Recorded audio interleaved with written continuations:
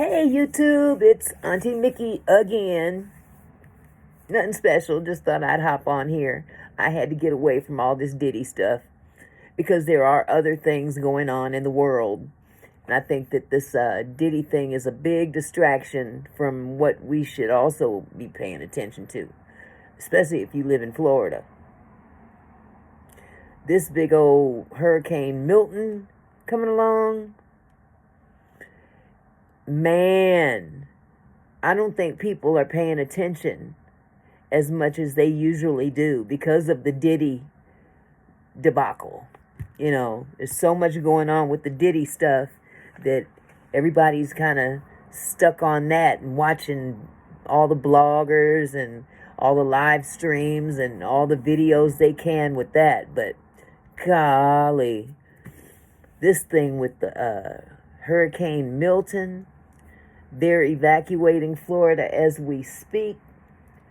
They even waived the tolls. Imagine that.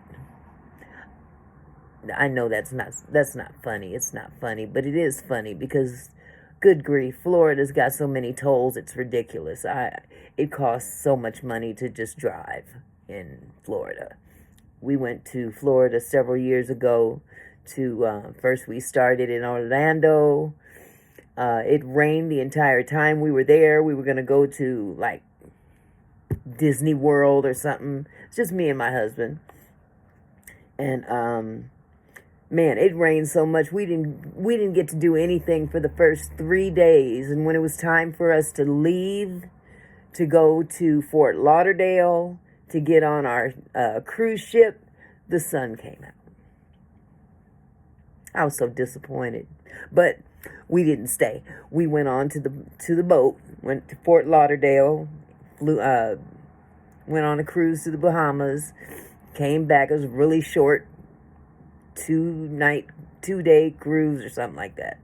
Because at the time we didn't have passports, so we couldn't stay the night in the Bahamas. So we just went and came back. But it was a nice little experience, because we had never been on a cruise ship before. So, but driving there, oh my God. Then some kind of a storm hit Houston while we were on the cruise ship. And we were supposed to get a flight coming back from Fort Lauderdale, if I'm not mistaken. We were supposed to fly back from Fort Lauderdale, but we ended up, I had to, they canceled our flights and everything because of this storm in Houston. So we ended up staying in West Palm Beach, Florida for, I think, 2 or 3 nights. The storm was really bad. And we took up time to just, let's drive to Miami. So we drove to Miami, got to Miami, I wasn't impressed at all. I think we stayed there all of about 2 hours. Turned right back around, came back to West Palm Beach. And we finally made it home, of course. But, man, the tolls that we experienced driving from Orlando to Fort Lauderdale, from Fort Lauderdale to Miami. I'm sorry, from Fort Lauderdale to West Palm Beach, from West Palm Beach to Miami, from Miami back to West Palm Beach, and then back to Fort Lauderdale. It was ridiculous. It was so ridiculous.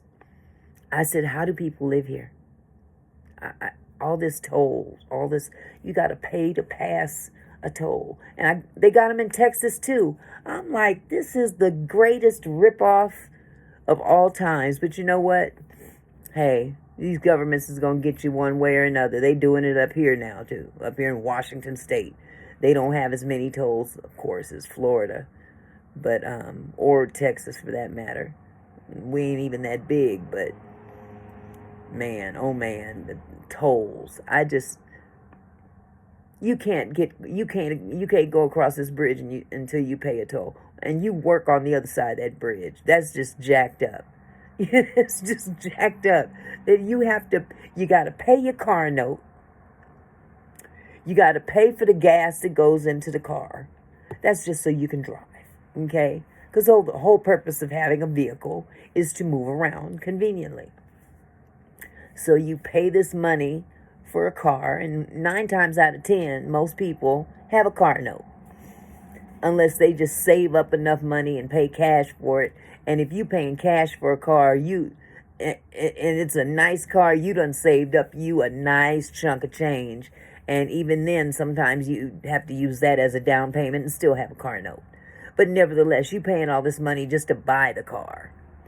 Then you got to put money in the car to make it run. Okay? Gas money. Now gas prices have gone through the roof. I don't know about anywhere else, but up here in Washington State, it's ridiculous. They're over $4 a gallon. Last I checked. I haven't checked in a while. Because my husband pumps gas. I don't do that much anymore. So, not that I can't, but I just don't. But I swear, then you putting the gas in the car, you paying these high prices. Then you go to work and you've got to pay a toll just to cross a certain borderline to get there. That's some bullshit. But anyway, I digress.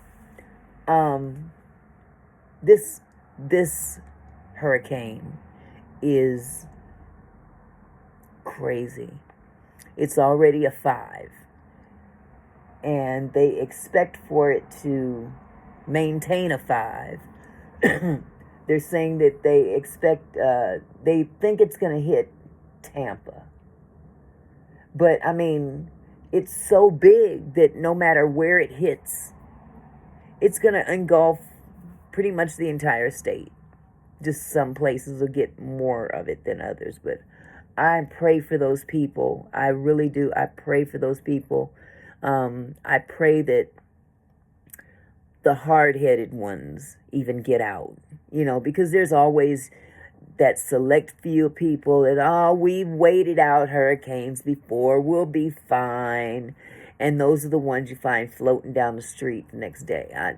No, that's not the business. So I'm praying for the people of Florida, the entire state of Florida, and I implore you all to do the same, because, man, a life is a life, Things can be replaced, but your life can't. Once that's gone, it's a wrap. But I just don't understand how people keep rebuilding in these hurricane places. We're just going to rebuild. And okay, for the 12th time, you're rebuilding your house. I would get a clue and move somewhere where they don't have hurricanes. I'm just saying, that's just me. But if you guys want to stay in Florida, beautiful weather, bikini wearing women and muscle bound dudes on the beach and all that, hey, whatever rocks your world, if you want to stay there in Florida, that's fine. If you want to stay in any heated area that brings in a hurricane or a tornado or whatever, any area that brings in catastrophe, you go ahead. God bless you. Because you know what? Don't think that we are immune up here. Oh my God, when our catastrophe hits, and for those of you who don't know, the state of Washington, Pacific Northwest in general, is well overdue for a catastrophic earthquake. I can only pray and beg, Lord Jesus, do not let me be alive when that happens. I have the greatest fear. My greatest fear. Everybody has a phobia. My greatest fear is to be buried alive. Buried alive is just unimaginable. Just to think about it makes me gag. It makes me hyperventilate almost. And I didn't feel that way about that particular subject until I saw a movie once called The Serpent and the Rainbow.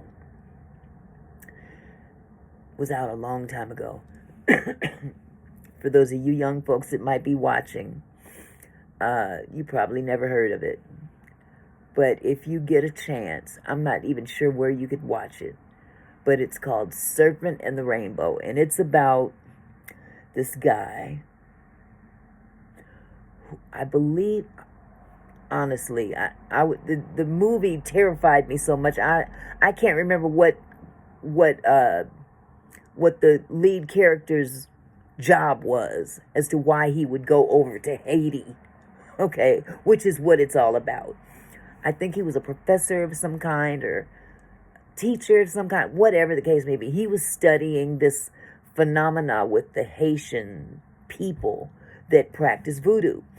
And it involved the puffer fish, if y'all ever heard of the puffer fish and how dangerous that fish is. And it's actually a big deal in some places as far as high cuisine, you know. Okay, yeah, I'll get a little bit of puffer fish and see if I live, you know. The fuck out of here. But anyway, it's a delicacy, but that's not what they use it for as far as what this movie is pertaining to. And what they do is, I guess they grind up the puffer fish or some part of the puffer fish, wherever the poison is, or whatever they do, and they target someone who they may have an odd against. Okay, say like this person over here is pissed off with this person over here, and this person over here has done something astronomically foul to this person over here, and they will, in the process of casting whatever spell they have or whatever, they will instead get this dust in their hand, and they'll go up to this person and they'll blow it in their face. And that person ingests it, and over a short period of time, they become comatose. I don't even think comatose is the right word to use. This particular movie showed how this dust will paralyze you and make you appear to be dead. Imagine that. Your vitals do not register. Your heart does not beat. Brain waves, whatever they use to determine if a person is alive, you're dead as far as they're concerned. But you're not dead. As a matter of fact, you're not even really asleep. You are completely aware of what's going on around you as they're declaring you're dead. Can you imagine? Can you imagine laying on your floor because you've fallen out because somebody that blew this shit in your face, and you suddenly convulse and boom, looks like you've had a heart attack and died. Paramedics come, they take your vitals. Oh no, we can't get her to wake up. And all the while you're laying there, your eyes are shut. You can hear everything going on. You cannot move. You are completely paralyzed. And all you can do is scream in your head, I'm not dead. I'm not dead. I'm not dead. I'm trying to move my little finger and it won't move. I can't move my foot. You're thinking all these things to alert the people that you're dead, and you're not. and you actually live through the funeral, because they have a funeral for you. They get the box ready for you. But the people that did this to you make it a point after they've constructed this coffin for you. At least this is what happened in the movie, okay? I'm not saying it happens there. But I'm just saying, this is why the movie traumatized me so much. This, is this little thing going on my screen. Okay, get out of here. Go away so I don't see you. Okay. Little square on my screen. It adjusts the dark, light, whatever. It's not that serious. Anyway, where was I? Oh, they put you in the box. They have the funeral. You're laid out, and whatever, people do whatever they do at their funerals. And then they carry you to the cemetery and they put you in the ground. Before they put you in the ground, though, they put a tarantula in that box before they seal it up. You're alive. You are perfectly alive and well to know what's happening and can't do a doggone thing about it but scream in your head. Whew. Torture. I would have to pray, Lord, just kill me now. Just kill me. This is the biggest part of it, though. That shit eventually wears off. Yeah. Doesn't make you like that forever. Just long enough for you to get in the ground before everyone is aware that you're really not dead. That's when you wake up and you start screaming. And you feel that tarantula crawling on you. And you're 6 feet underground.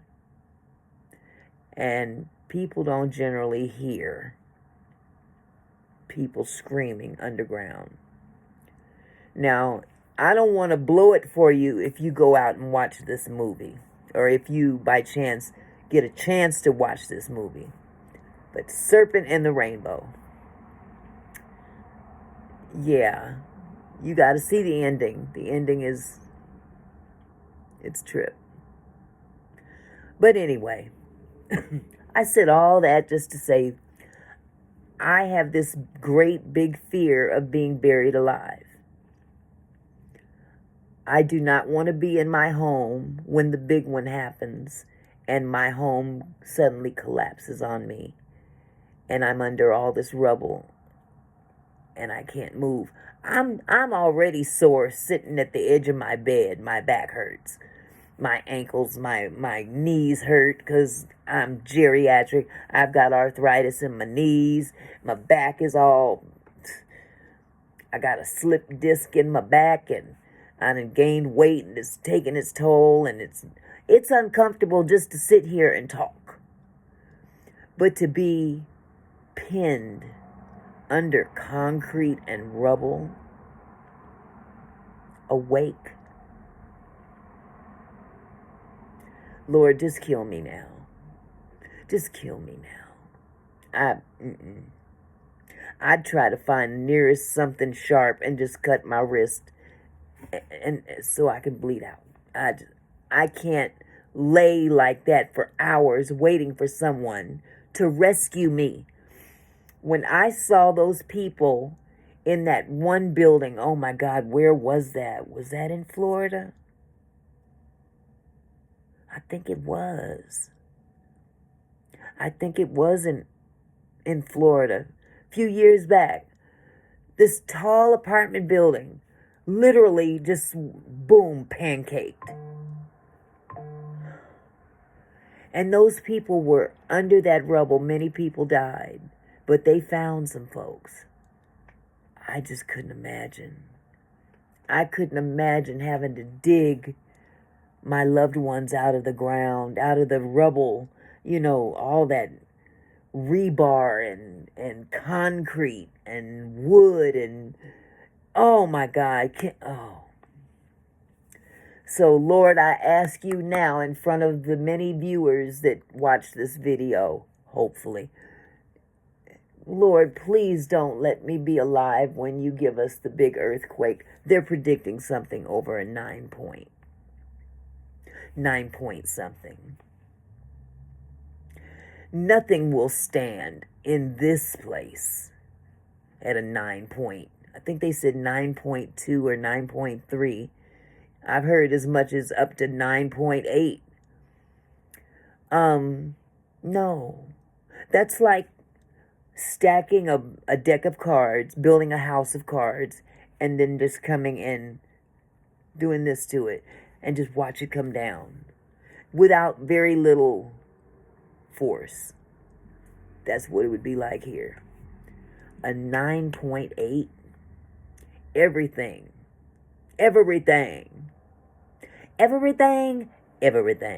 is gonna fall. I don't care how much technology they've poured into the new constructions that they're building nowadays. And they're building a whole lot of construction around this country right now. For what, I don't know. Because it seems to me that there's more homeless people on the street. They can't move into these buildings that you're building, these apartment buildings and office buildings, and half of them is empty or partially empty, but you got all these homeless people lined up on the streets of any city you go to, any metropolitan city you go to. I guarantee you're going to find homeless camps everywhere.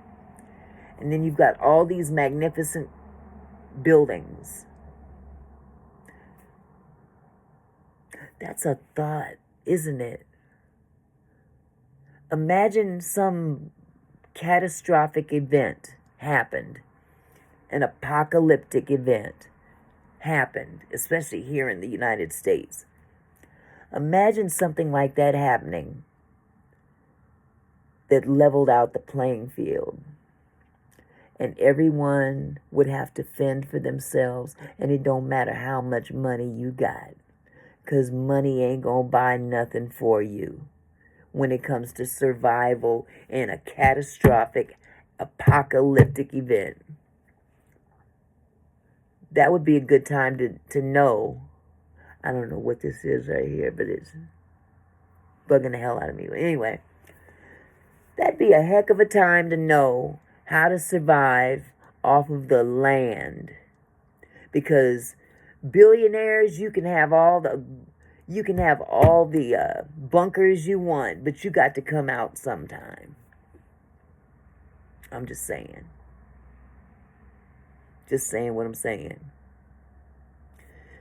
You might be able to stay under a bunker for 3 years, 4 years, and never come out. But you still got to come out. At some point in time, you're going to have to come out. And then what you going to do? When all your resources have depleted, everything that you have stashed downstairs in that bunker, now it's all gone. You've ate the last filet mignon package. You've ate the last can of beans. Pinto beans, lima beans, whatever kind of beans it was. You done ate the last one. And it's you and your family. Hopefully, it's you and your family. And now you guys have to come out from the protection of your bunker. And you don't know what to expect out there. You're going to run into people, first of all. You are probably going to run into people that can now survive better than you did. All that time when the Wall Street was booming and you was all that money flowing and you was living the lap of luxury, and now the shift has changed. The world is upside down and everything is the opposite of what it was or what you were accustomed to when you were on top. Now you on the bottom. Wow. That would be a trip. But again, I do not want to be here to witness that. That would be miserable to watch people suffer like that. I can't watch people suffer like that, you know. But anyway, I just got on here to run my mouth. I had to take a Diddy break. I got to watching the hurricane. Wow. It's at a Cat 5. Wow. Now, Hurricane Helene, I think it was, the last one that hit North Carolina or somewhere in that area. That's the letter H. Okay, so the way they name these hurricanes, it's basically alphabetical: A, B, C, D, E. Okay, so we had a Hurricane Helena, H. How'd they jump all the way to Milton? IJKLM. IJKL. They've had 4 hurricanes since Helene. I guess they must have just created and dissipated as soon as they, I don't know, they got named and then they died. I don't know. But that caught me off guard briefly. I was like, Hurricane Milton, wasn't the last one Helene? And that wasn't but, what, a month ago? That was fast to have 4 others. But when you're stuck with watching a lot of Diddy nonsense, I guess you might miss a few hurricanes here and there. But nevertheless, I'm going to get off of this channel and pay more attention to the hurricane. And maybe I'll even find some more Diddy information to pass on to you. It just, I had to clear my mind. Just had to clear my mind. As a matter of fact, I need to get back on here and finish reading my book. Excuse me. Last time I read it was chapter 6. So maybe I'll come back. What time is it? It is only 8:44 my time. 8:44 p.m. And I got 4 more hours before my husband comes home. God bless him. He works so hard.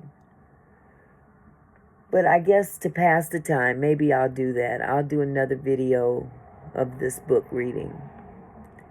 And hopefully you guys will come back and look at it and like it.